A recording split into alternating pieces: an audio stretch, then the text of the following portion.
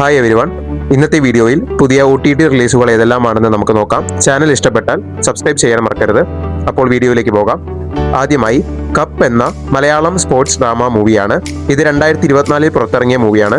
ഇത്രയും കാലം OTT release ചെയ്തിരുന്നില്ല.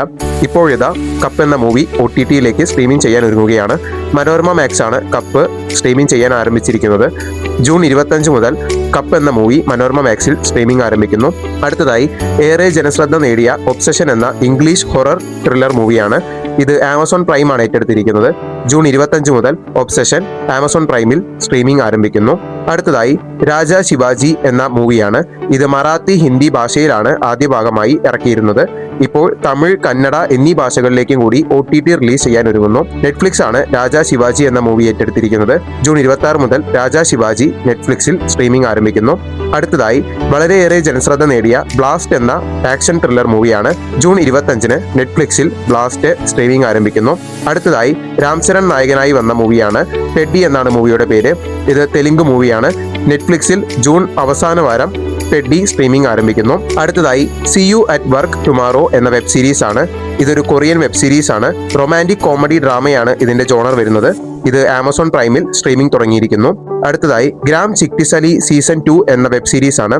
ഇത് ആമസോൺ പ്രൈമിൽ ജൂൺ 23 മുതൽ സ്ട്രീമിംഗ് ആരംഭിക്കുന്നു. അടുത്തതായി ഹോളിവുഡ് മൂവിയായ അവതാർ ഫയർ ആൻഡ് ആഷ് എന്ന മൂവിയാണ്. ഇത് ജൂൺ 24 മുതൽ ജിയോ ഹോട്ട്സ്റ്റാറിൽ സ്ട്രീമിംഗ് ആരംഭിക്കുന്നു. അടുത്തതായി In the Hand of the Dante എന്ന ക്രൈം ത്രില്ലർ മിസ്റ്ററി മൂവിയാണ്. ഇത് നെറ്റ്ഫ്ലിക്സ് ആണ് ഏറ്റെടുത്തിരിക്കുന്നത്. ജൂൺ 24 മുതൽ In the Hand of the Dante നെറ്റ്ഫ്ലിക്സിൽ സ്ട്രീമിംഗ് ആരംഭിക്കുന്നു. അടുത്തതായി ദ ബെയർ സീസൺ 5 എന്ന വെബ് സീരീസ് ആണ്. ഇത് ജിയോ ഹോട്ട്സ്റ്റാറിൽ ജൂൺ 25 മുതൽ സ്ട്രീമിംഗ് ആരംഭിക്കുന്നു.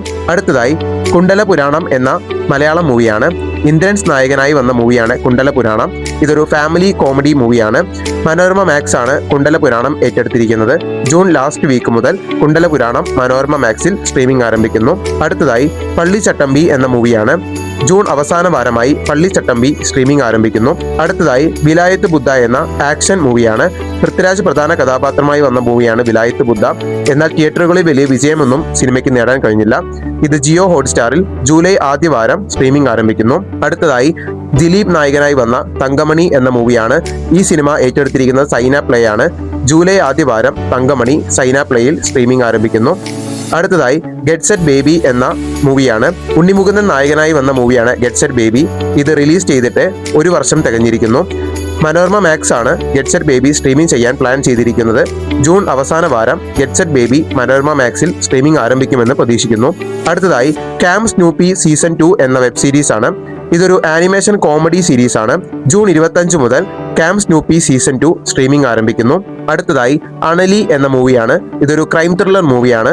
ജിയോ ഹോട്ട്സ്റ്റാറിൽ ജൂൺ അവസാന വാരം അണലി എന്ന മൂവി സ്ട്രീമിംഗ് ആരംഭിക്കുന്നു. അടുത്തതായി സൂപ്പർ സുബ്ബു എന്ന മൂവിയാണ്. ഇത് നെറ്റ്ഫ്ലിക്സിലാണ് സ്ട്രീമിംഗ് ആരംഭിക്കുന്നത്. ജൂലൈ 2 മുതൽ സൂപ്പർ സുബ്ബു നെറ്റ്ഫ്ലിക്സിൽ സ്ട്രീമിംഗ് ആരംഭിക്കുന്നു. അടുത്തതായി വളരെ വലിയ ഹൈപ്പോടുകൂടി വന്ന് തിയേറ്ററുകളിൽ വലിയ വിജയം നേടാതെ പോയ കാട്ടാളൻ എന്ന മൂവിയാണ്. ഇത് ജൂൺ അവസാന വാരം സ്ട്രീമിംഗ് ആരംഭിക്കുമെന്ന് കരുതുന്നു. അടുത്തതായി വിശാഖപട്ടണം എന്ന സീരീസ് ആണ്. ഇത് ആമസോൺ പ്രൈം ആണ് ഏറ്റെടുത്തിരിക്കുന്നത്.